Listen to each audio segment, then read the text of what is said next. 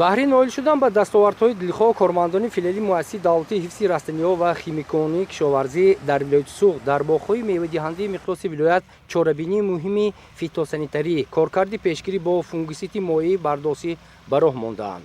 зеро баъд аз фарорасидани фасли баҳор боқимондаҳои дарахтон яъне баргу донакҳои рехта боиси пайдо шудани ҳашароти зараррасон мегардад.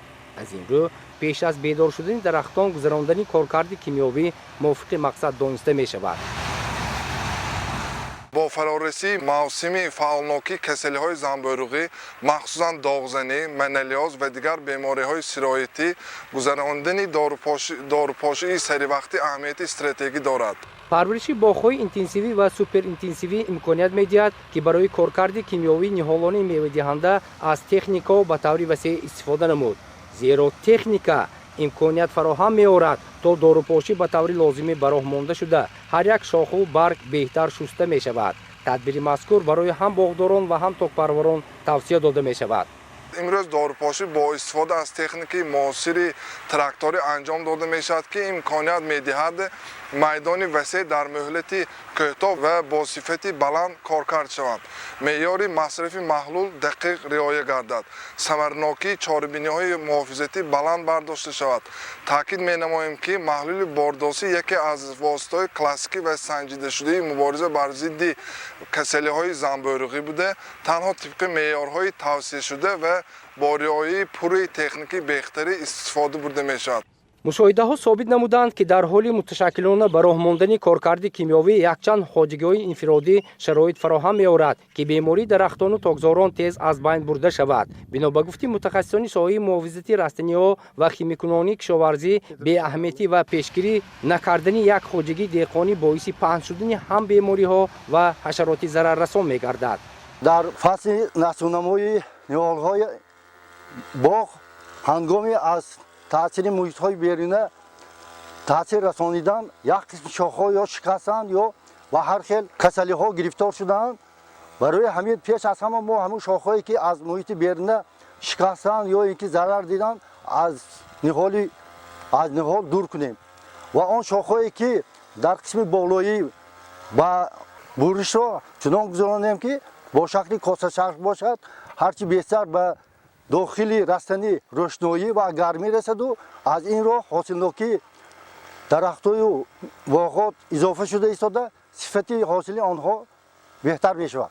тавре зикр гардид, барои муқобилат нишон додан ба бемориҳо ва ҳашароти зараррасон, боғдорону токпарворон ҳанӯз дар фасли оромии боғоту токзор ворид намудани нуриҳои минералӣ ва органикӣ, аз алафҳои бегона тоза намудани зери ниҳолҳо ба роҳ мондани яхобмониро бояд ба анҷом расонанд.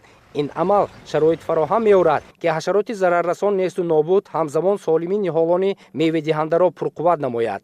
дар ҳоли риояи агротехникии парвариши боғу токзорон, ниҳолон ба ҳама гуна бемориҳо тобовар мешаванд. температураи шабонарӯзӣ плюс 5 градус буданд коркарди химиявӣ гузаронидан зарур аст. асосан ҳамитоба ҳам барои муҳити зист ва ҳам барои одамизод фоиданок ин маҳлули 3% бардошти ҷиткор мебошад, ки ё ин ки маҳлули даҳни фаранг мегӯянд бо забони деҳқонӣ.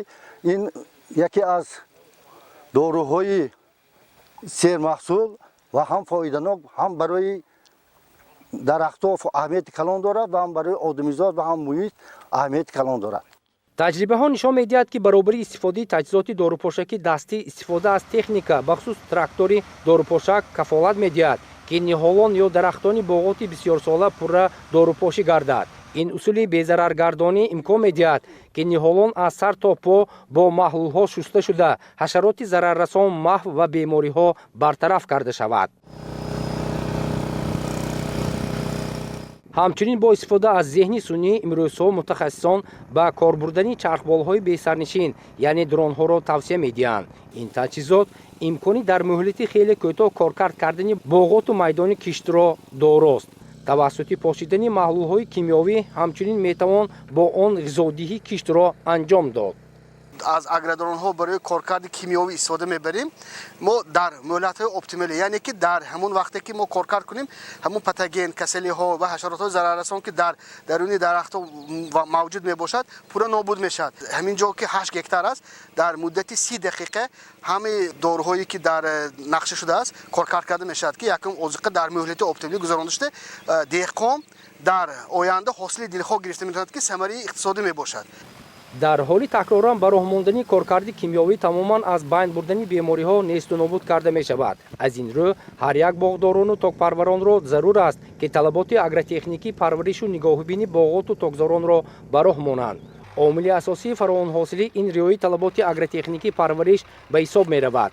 توسعه سریع متخصصان فعلی مؤسسه دولتی محافظت رستنی‌ها و خیمیکانی کشاورزی در ولایت سوخت بهر پیشگیری و از بین بردن بیماری‌های رستنی‌ها مهم ارزیابی می‌گردد.